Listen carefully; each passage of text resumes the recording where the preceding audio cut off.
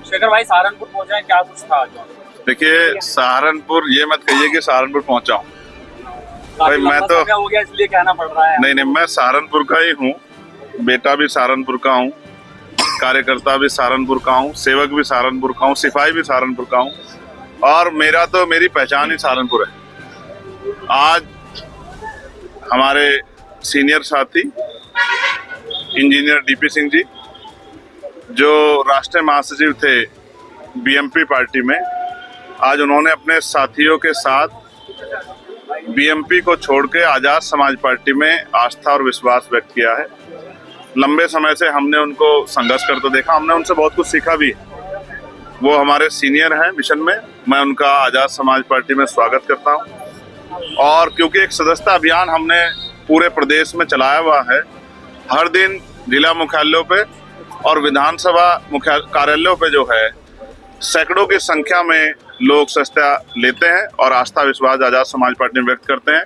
क्योंकि जिस उम्मीद के साथ पिछला आंदोलन चला था, वो आंदोलन सफल जो है उस तरह से नहीं रह पाया। अब जनता की जो है, और उसमें भी बहुजन समाज की इच्छा ये है कि बाबा साहब अम्बेडकर और माननीय काशीराम साहब का आंदोलन सफल होना चाहिए। तो बड़े पैमाने पे बहुत सारे बुद्धिजीवी, संघर्षशील साथी, अन्य पार्टी से लोग जुड़ रहे हैं। मैं उनका स्वागत करता हूँ और मैं उनको विश्वास दिलाता हूँ कि हम सब लोग मिलके महापुरुषों के इस कारवा को आगे बढ़ाने का काम करेंगे और मंजिल पे ले जाने का काम करेंगे। जो बहराइच में दंगे हो रहे हैं, इसके बारे में क्या कहना? बहराइच की घटना, मैंने उस पर अपनी बात रखी है कि बहुत जो है संयोग से, बुरे संयोग से वो दुखदाई है, मगर इसके लिए जो कानून व्यवस्था, जिस पे लगातार सवाल उठ रहे हैं। आप समझिए, अभी लखीमपुर खीरी में एक विधायक को सरेआम थप्पड़बाजी कर दी गई और कोई एफआईआर नहीं। दूसरा, 4 लोगों की सरेआम, जिनमें 2 बच्चियां थी, गोली मारकर जो है सरेआम हत्या कर दी गई शाम के 7 बजे। और लखनऊ में पुलिस के द्वारा जो है अमन नाम के एक शेड्यूल कास्ट के बच्चे की हत्या कर दी गई। जब इस तरह के अपराध की घटनाएं बढ़ेंगी तो अपराधियों के हौसले बढ़ेंगे। जिस शख्स की जान गई, शायद उनका नाम गोपाल है, मुझे उनके परिवार के प्रति मेरी संवेदनाएं है। जिस व्यक्ति ने ऐसा किया है उस पर सख्त से सख्त कार्रवाई होनी चाहिए। साथ साथ कानून व्यवस्था दुरुस्त रहे और ये घटनाएं आगे ना बढ़े, इसके लिए लॉ एंड ऑर्डर को सख्त करना और अपने चरित्रों को छूट देना मुख्यमंत्री को बंद करना चाहिए और लॉ एंड ऑर्डर को सख्त करना चाहिए। ये उनके ऊपर एक प्रश्न चिन्ह खड़ा होता है कि एक मुख्यमंत्री जो 7वें 8वें साल में कुर्सी पे बैठे हैं, अगर आज भी लॉ एंड ऑर्डर की स्थिति को सही नहीं कर पा रहे हैं तो वो कुर्सी पे बैठ के क्या कर रहे हैं। बहराइच में ये घटना की पुनरावृत्ति ना हो और कानून व्यवस्था बहाल हो, इसकी जिम्मेदारी सरकार की है। मैं किसी भी तरह की हिंसा का विरोध करता हूं और सब लोगों से मिलजुल के धैर्य बना के रखने का और एकजुट रहने का जो है आग्रह करता हूं, निवेदन करता हूं। और हमारी पार्टी के साथी लगातार घटना पर नजर बनाए हुए हैं। मैं स्वतः लगातार अधिकारियों के संपर्क में। मेरा मानना है कि अगर सरकार ने लापरवाही नहीं बरती तो बहुत जल्द सब कुछ शांत हो जाएगा और भविष्य में उत्तर प्रदेश में इसकी जो है आंच ना जाए, इसका ध्यान भी सरकारों को रखना है। अपने पद की गरिमा का ध्यान भी रखना है। वो पद किसी एक जाति, एक धर्म, एक पार्टी तक सीमित नहीं है।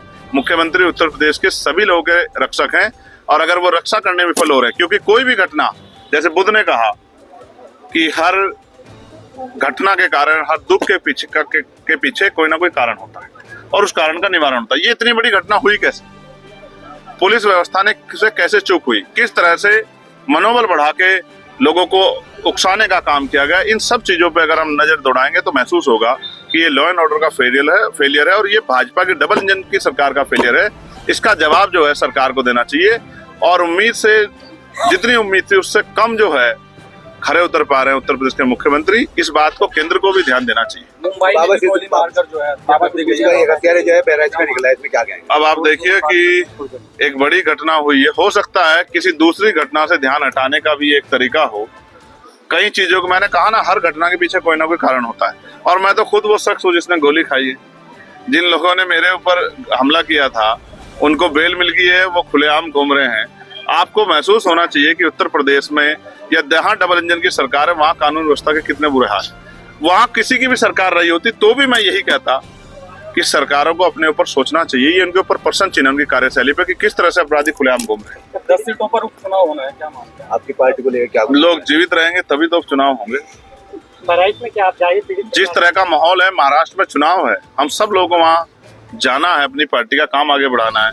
क्या ऐसे माहौल में चुनाव संभव मानते हैं? क्या ऐसे माहौल में चुनाव स्वस्थ माहौल के साथ हो सकते हैं? तो जो सरकारें नेताओं को सुरक्षा नहीं दे पा रही है, बड़े बड़े उद्योगपतियों को सुरक्षा नहीं दे पा रही है, वो गरीब आदमी की सुरक्षा क्या करेगी? मेरे जैसे एक किसान के बेटे की, एक प्राइमरी स्कूल के मास्टर के बेटे की सुरक्षा क्या करेगी? इसलिए मैं कहूंगा कि वहां की सरकार को अपने अंदर झांकना चाहिए और सख्त कार्रवाई करनी चाहिए। जो मुख्य आरोपी, जो षड्यंत्र का मास्टरमाइंड है, उसको जो है जनता के सामने लाना चाहिए, उस पर सख्त कार्रवाई करनी चाहिए। लखनऊ की जो घटना हुई, काफी मेहनत करी मगर ऐसे नतीजे नहीं आ पाए, क्या करें? मैं इस बात से बिल्कुल दुखी नहीं हूँ। हम लोग चुनाव हारे हैं, हौसले नहीं हारे। चुनाव होते इसलिए हैं कि हम उसमें प्रतिभाग करें। हमने अपनी बात को जनता तक पहुंचाया और हम अपनी बात को पहुंचाने में कहीं असफल रहे। हम ज्यादा मेहनत करेंगे भविष्य में और इसके लिए संगठनात्मक ढांचे को और मजबूत करेंगे और मजबूत करके कोशिश ये करेंगे कि चुनाव के परिणाम आजाद समाज पार्टी के फेवर में आए और इसके लिए हम लोग संघर्ष कर रहे हैं। क्या गोपाल साहब पीड़ित परिवार को जाके मिलेंगे, उनसे क्या लगता है? मैं पूरी कोशिश करूंगा कि अगर माहौल थोड़ा जल्दी सुधर जाएगा, क्योंकि इस माहौल में वहां जाना और सिर्फ किसी राजनीतिक स्वार्थ के लिए जाना ये अच्छा नहीं। मैं ये कोशिश करूंगा कि सबसे पहले तो मुख्यमंत्री को वहां जाना चाहिए। मुख्यमंत्री तो लखनऊ में दलित परिवार के घर नहीं पहुंच पाए। देखिए, ये बड़े दुख की बात है कि नारा देने वाले मुख्यमंत्री की बटेंगे तो कटेंगे, तो चुनाव में तो बड़ा अच्छा नारा देखे, चुनाव के बाद जब उनकी पुलिस ही काट देती है, मार देती है, तो वो एक दलित परिवार के आंसू पूछने के लिए भी नहीं पहुंच पाते हैं, उनके नेता भी नहीं पहुंच पाते हैं। इससे हमारे लोगों को सावधान रहना चाहिए कि उत्तर प्रदेश की या भाजपा की या केंद्र की भाजपा की सरकार हम कमजोर लोग ऐसी नहीं है। हमें उनसे सावधान रहते हुए अपनी पार्टियों के साथ आगे बढ़ना चाहिए। बयान को लेकर क्या है?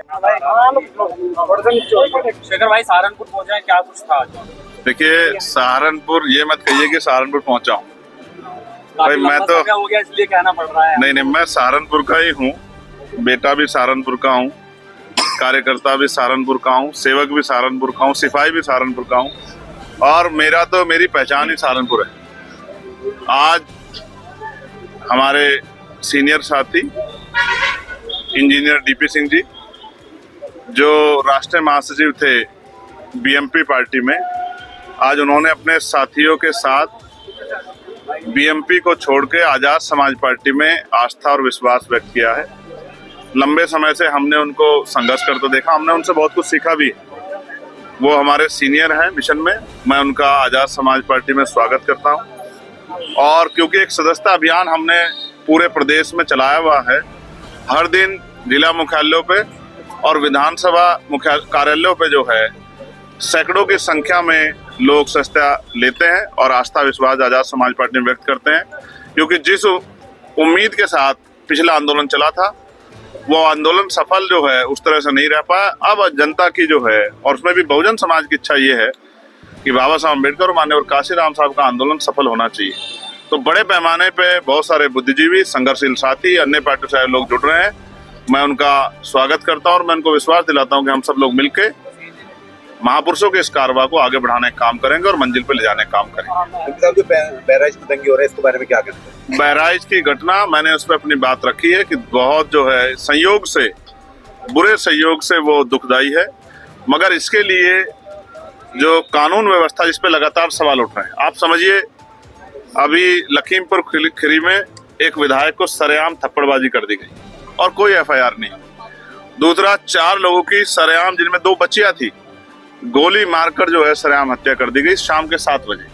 और लखनऊ में पुलिस के द्वारा जो है अमन नाम के एक शेड्यूल कास्ट के बच्चे की हत्या कर दी गई। जब इस तरह के अपराध की घटनाएं बढ़ेंगी तो अपराधियों के हौसले बढ़ेंगे। जिस शख्स की जान गई, शायद उनका नाम गोपाल है, मुझे उनके परिवार के प्रति मेरी संवेदनाएं है। जिस व्यक्ति ने ऐसा किया है उस पर सख्त से सख्त कार्रवाई होनी चाहिए। साथ साथ कानून व्यवस्था दुरुस्त रहे और ये घटनाएं आगे ना बढ़े, इसके लिए लॉ एंड ऑर्डर को सख्त करना और अपने चरित्रों को छूट देना मुख्यमंत्री को बंद करना चाहिए और लॉ एंड ऑर्डर को सख्त करना चाहिए।